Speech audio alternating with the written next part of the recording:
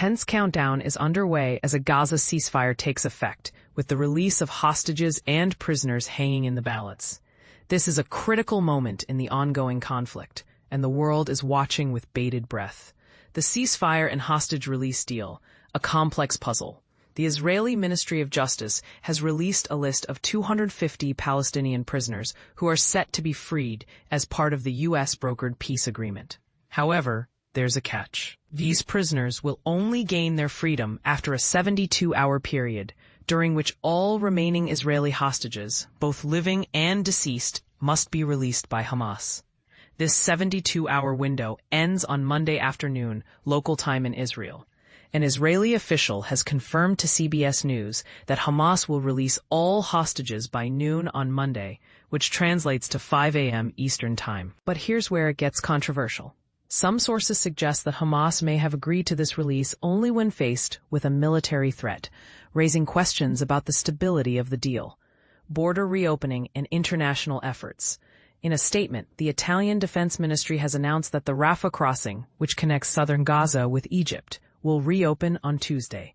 This move is in coordination with the White House and European Union authorities, and it's a key step towards normalizing the situation in the region. Italian Defense Minister Guido Crosetto outlined the plan, stating that the crossing will open alternately in two directions on October 14, 2025, in compliance with the Trump agreement.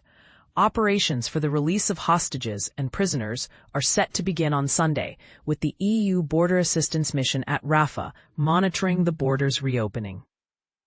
Return to Gaza and the ceasefire's impact. CBS News reports that displaced Gazans are starting to return to the northern parts of the territory as the Israeli military partially withdraws its forces, in line with the ceasefire agreement.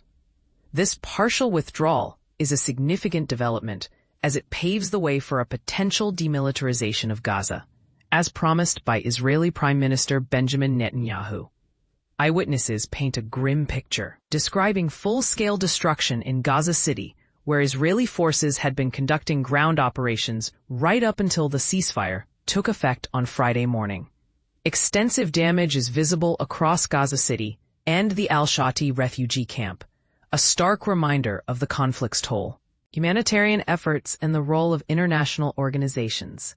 The International Red Cross has emphasized the need for a safe and dignified return of hostages and Palestinian prisoners. Mirjana Spoljaric, the organization's president, has stated that ICRC teams will support this process by helping to reunite hostages and detainees with their families. Additionally, they stand ready to assist in the return of human remains, allowing families to mourn with dignity. An international team led by Gal Hirsch, the hostage and missing persons coordinator for the Israeli Prime Minister's office, will be established to locate missing hostages. This team's efforts will be crucial in ensuring a comprehensive resolution to the hostage situation. The Israeli perspective and the path forward. Prime Minister Netanyahu has vowed that Gaza will be demilitarized, a promise that comes as the Israeli government approves a peace plan to end the war. He has defended his record in prosecuting the war, which has resulted in the deaths of over 67,000 Palestinians according to Gaza health authorities.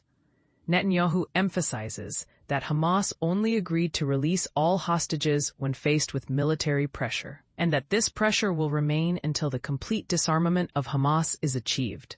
As the ceasefire holds, 600 trucks carrying humanitarian aid are set to enter Gaza in the coming days. This aid, consisting of food, medical equipment, shelter supplies, and fuel, is a crucial step towards providing relief to the war-torn region.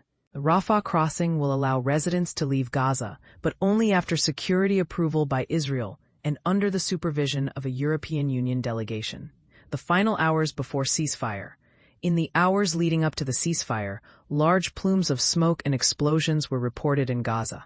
Israeli bombs continued to fall until the very last moment, with explosions continuing for hours after the government's approval of the deal on Thursday evening. An Israeli military spokesperson has warned Gaza residents not to approach IDF forces, emphasizing the serious risks involved.